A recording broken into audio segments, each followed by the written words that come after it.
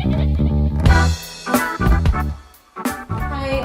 I'm Dr. Montserrat, and I am here in Albuquerque Flamenco Festival. And I'm talking today with Joaquin Gallegos, who is a guitarist here in New Mexico. And we were having a conversation earlier this week about playing guitar clearly, and also some of the things that he does with his work and his technique to help avoid injuries. So I thought this would be perfect for us to talk about here for Heart. And so that's why we're here today. So thank you for joining me. I really appreciate you. I'm happy to be part of it. About this. So tell me, where did you learn how to play guitar? Well, I've been playing the guitar since I was a little kid. I started on electric guitar. I'm from Santa Fe. And so basically it's funny because I remember, being 9 years old, starting electric guitar, being talented, getting really good fast. And I had a teacher who was really good at teaching me harmonies and techniques. And I remember being in a music store in Colorado at one point when I was like 14 or 15, when I was really getting into it. And this old man was watching me play, and he's like, "Oh, you're good, but you should try to hold your hand differently because you're going to hurt your wrist." And I was like, "Oh, really?" And my teacher had never told me that, and I thought this teacher at the time when I was 14 was the best ever because he was really good in a lot of ways. But I told him that. He said, "Hold your hand how you want." So then I got into flamenco. I was about 19. I was 20, went to Granada and just fell in love with it. And I was already a really good electric guitarist, but the whole flamenco thing is a whole other bag, right? So it's like, wow, the technique, the rhythm, music is amazing. So I just devoted myself to flamenco. Now I'm 38. And so in 2004 is when I started. 2003, 2004, I was 24, 25, and just starting to get problems in my left-hand wrist. Never my right, it was always the left. And luckily, I encountered Anton Jimenez, who was he's a guitarist from Madrid, who was at that time one of my favorite guitarists. And I saw him in the lobby of a show, and I just said, "Oh, hey, it's great you're here. Could you give me a private lesson? I'll pay you a lot. It doesn't matter." And he didn't want to. He's like, "No, man, I'm teaching a workshop." I said, "No, that's not going to be good for me. I need some personal." And it was partially because I did tell him, I said, "I have a problem here, and I think you're going to be able to help me." And I had this intuition. I knew somebody of his level would probably be able to help me, but for some reason, and I didn't even know Anton at the time, it's my intuition, and he really was the right person. When he agreed to it kind of begrudgingly, okay, fine. Yeah. All right? And go to his hotel room the next day or whatever, and it ended up being about a 2.5, 3-hour lesson. And for what he charged me, actually wasn't that much. Actually, I've heard he's charged people what he charged me for an hour. A real famous guy. He said, "Go ahead and play something." I played him a few things. I was kind of nervous, but I felt like, oh, I'm playing well, right? Yeah. And he was watching me, he goes, "Okay." He's like, "Well, I know your hand's hurting. You're holding your wrist like this. You're bending your wrist." And that's, I tell my students right away, go ahead and do this and pretend you're Paco de Lucia and start just moving your fingers all fast and then slowly bend your wrists in. What happens? You feel it constrict. Yeah. What happens, though, is when you're getting all into it and you don't have the guidance, you don't notice it. You start to develop bad habits, and it's that repetitive strain with bad habit that will create injuries and things. So luckily, there's that one lesson. He showed me he showed me several studies and exercises, but the first one, I'll show you with my guitar if you'd like. Yeah, and, let's do it. Yeah, and so what it is basically, and I don't want to, this is the kind of thing where there is a business aspect to, that I teach this and he teaches this, so I won't reveal the whole lesson, but I'll go ahead and, kind of show you what I'm talking about as long as we have the guitar here. Because, flamenco is the kind of thing where I use a footstool on my right leg, but I don't have to. If I'm, I can lift it up. And this used to be the old school way. Now, I know some guys nowadays try to do that, but it's real hard on the left hand. But you notice it's what Manolo Sanlúcar in 2001 took a workshop with him in Cordoba, that famous workshop and thing, the Festival de la Guitarra. And he there's like, I don't know, probably about 15 of us in his masterclass thing when he was really talking about the technique, because he does these studies. But he didn't actually fix those little details that I had back then too, right? But he did have some concepts like garra de águila. He would say, make your hand like a claw, like an eagle's claw. And there you go. See, it looks right? But then what I realized, do that and whatever you do, don't bend that wrist. That's the whole thing. If you play one note, you do it kind of zen, and you have that time to look. That's how I start off every exercise, right? There's a lot more to the exercise, but if you literally play one note at a time with the correct posture, My both feet are on the ground. This is how Anton showed it. He doesn't use a footstool, but I like to. So yeah, see how slow that is? And so many guitarists, they want to go fast and do all this, but it's this kind of Zen thing, just like looking in the mirror in the morning, and it's like doing some yoga before you dance, because, and so I can't stress that, the importance of that more, that it's, this week even, just I show up and run into dance class, pull out my guitar and play, and I'm just playing chords, but I've noticed my hand hurts kind of because it's the lack of warming up. Yeah. Well, even seeing your hand alignment there, like your wrist is in that very natural neutral position, right? And it looks like it's not straining to be there, which is it really shouldn't be, yeah. And you can see when someone's straining, you see it, and luckily I was young enough that that I'm 38 now, but I mean I'm still young, but luckily he got it, and I was young enough that I've seen a friend of mine is twice my age. He's a maestro kind of guy. He's American, but he lived in Spain, many years.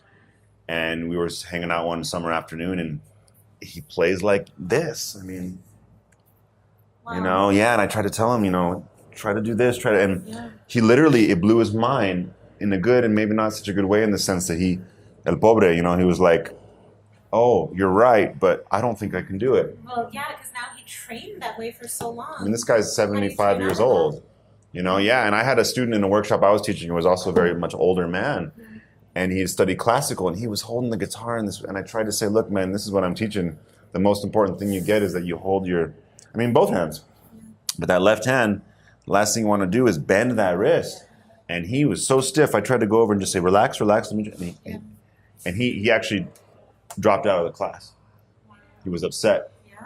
But most of the people in that class were teenagers and real young people. And so I think that's the thing, is if you catch it early enough, I mean, I don't think it's ever too late to change, but of course it's harder as you get older. So, and your body literally grows into these habits. So, absolutely, good habits. See that? Yeah, we see that with everybody, right? Dance, palmas.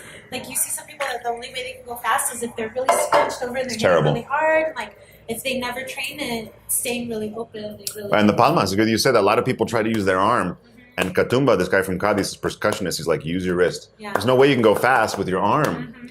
Plus your tone, so Alejandro Granados in his class was talking about doing palmas and being loose and getting into it. Yeah. And you can't, if you're just stiff, so there's something to being loose, but you really have to study when you're holding an instrument like a guitar.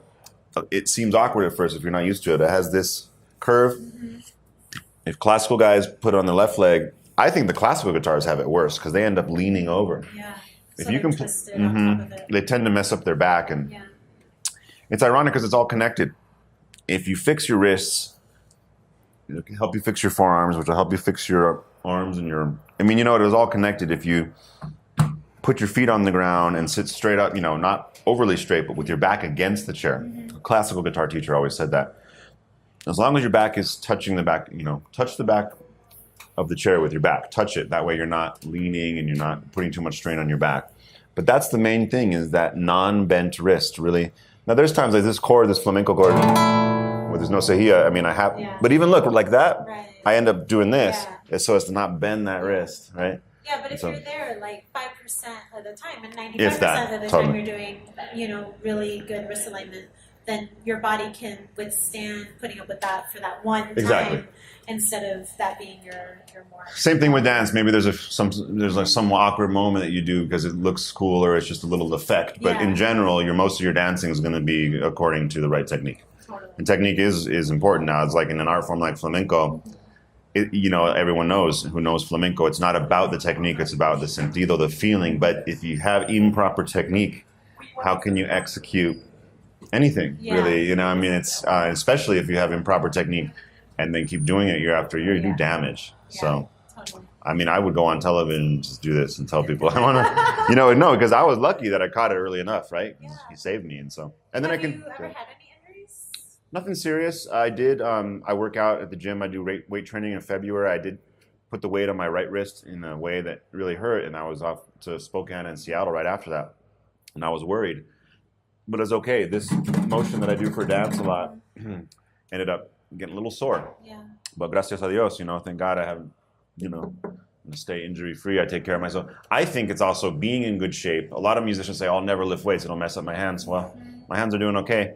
I had a musician friend a while back tell me, because he played upright bass, that having that stronger back and everything. So I think being careful not trying to get all buff, but having muscular strength all through your back and your arms actually helps you. Oh my gosh, I wish I could share that with everybody. I try to convince all of my artists. I think, because so many of us, when we go into art, a lot of times it's because we're not so inclined either in preference or into more athletics, and so we don't get a lot of that training that some people get like in high school and early college. And so then by the time I end up getting a lot of artists, and I'm like, what will really benefit you is strengthening these muscles for the resilience. They're just like, weight training? And I'm like, well, or it could be Pilates, or it could be TRX, or it could be something else. But just make sure you're strong. You need to be stronger than the things that you're requiring your body to do. Yep. And a lot of times it's challenging to convince people of that, so it's great to hear that that's already something that you're incorporating. Oh, I've been doing it for a while, and you listen to your body. I mean, and there's just a few things I just realized that just doesn't, like pull-ups. Yeah. There's certain things.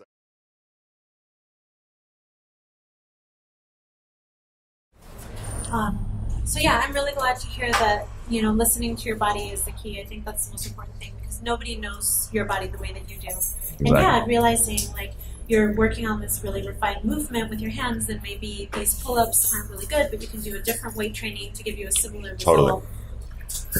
Excuse me. I believe in it, and I've met older men who aren't musicians, but who swear that weight training helps with longevity and all these different things, and they're finding out. But I do also have to say, like I have a yoga friend, she always said, yeah, but you don't want to be strong and not be flexible. Yeah. You got to be flexible, and you got to, Anton showed me after the first exercises, way to stretch out your fingers, gently, and all these things. And, it's ironic because, he's a gypsy, and a lot of times those gypsies, and they're stubborn, and they don't like to, they think, oh, I don't want to do yoga, I want to do that. But he's young enough, he's just a little older than me, and he was like, he's a very worldly person. So it was ironic. We had this good karma, this particular guitarist and teacher.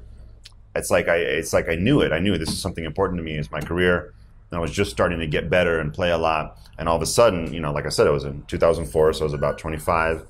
And my wrist, I would be playing, but after a while, it would just start hurting enough to where it was like, this is not right. I'm young, right? And I would get acupuncture, and it would alleviate it. But finally, it was just kind of this good karma. Like I said, I found him by accident. There he was, and he happened to be that right person. And no matter what you do, whether you take a guitar lesson from me and learn the whole exercise, or you just take classes with him in Santa Fe, or you just think about that here are your hands, and whatever it is you do, you think if you're a tennis player, if you're whatever. But holding an instrument, it's funny. They say there's these funny videos where they get people like pretending they're holding instruments.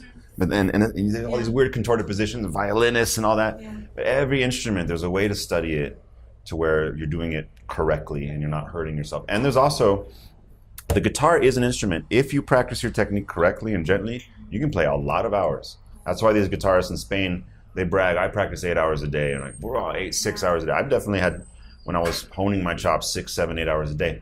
But if you're doing anything incorrectly, then you're doing that many hours of damage. Yeah. And it's also, there is, even if you're very careful, there's a certain limit your body has. So once again, know your body. Yeah. Right. So take breaks. El Viejin told me that.